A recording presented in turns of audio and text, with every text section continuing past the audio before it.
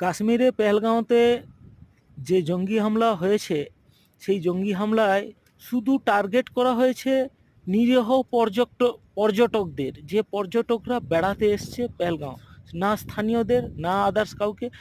শুধু পর্যটকদের বেছে বেছে গুলি করে জঙ্গিরা হামলা করেছে এবং তাদের প্রাণনাশ করেছে, আহত হয়েছে প্রচুর মানুষ। মানে শুনলে এই জিনিসগুলো আমরা যারা পাহাড়ে এইভাবে বেড়াতে আসি আতঙ্কে মানে শিউরে উঠি যে এইভাবে আমরা বেড়াতে এসেছি, এখানে যদি আমাদের প্রাণ চলে যায় তাহলে আমরা এইভাবে বেড়াতে এসে কি প্রাণ হারাতে হবে শেষে? মানে সত্যি, মানে কি অবস্থা ভাবুন, সাধারণ পর্যটকদের হামলা করছে। ভাই, তোদেরকে একটা কথা বলি, জঙ্গিরা তোরা যা না আর্মিদের সঙ্গে লড় না, তার ওলা তো দম নেই, সাধারণ নিহত্তা মানুষ তাদের সঙ্গে এইভাবে লড়াই করছিস তোরা। ছি ছি ছি ছি ছি।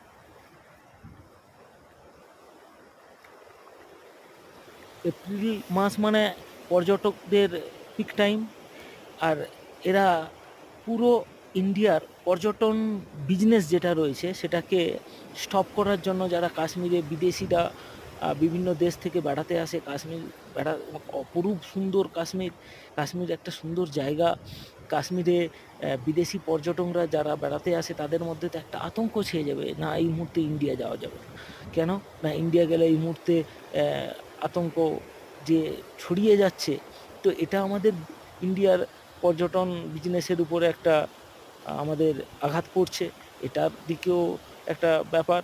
এবং যেসব সাধারণ আমাদের ভারতবাসী যারা, যাদের এই এতে প্রাণ গেল, এবং আমাদের একজন বাঙালি, আজকেরই ভিডিওতে দেখছিলাম আমাদের একজন বাঙালি ছেলে বেড়াতে গেছিল, তার পুরো প্রাণ গেছে, তার বাবা মা ফ্যামিলির খুব কান্নাকাটি করছে।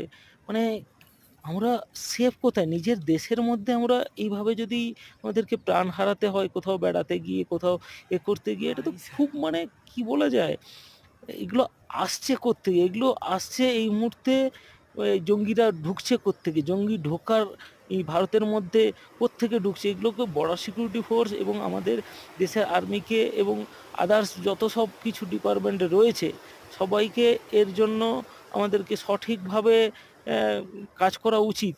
আপনারা কি মনে করেন? কমেন্টে অবশ্যই জানান। যারা আমরা পর্যটকরা বাইরে বেড়াতে যাচ্ছি বা আমাদের দেশের মধ্যে বেড়াতে যাচ্ছি, আমরা কতটা সেফ?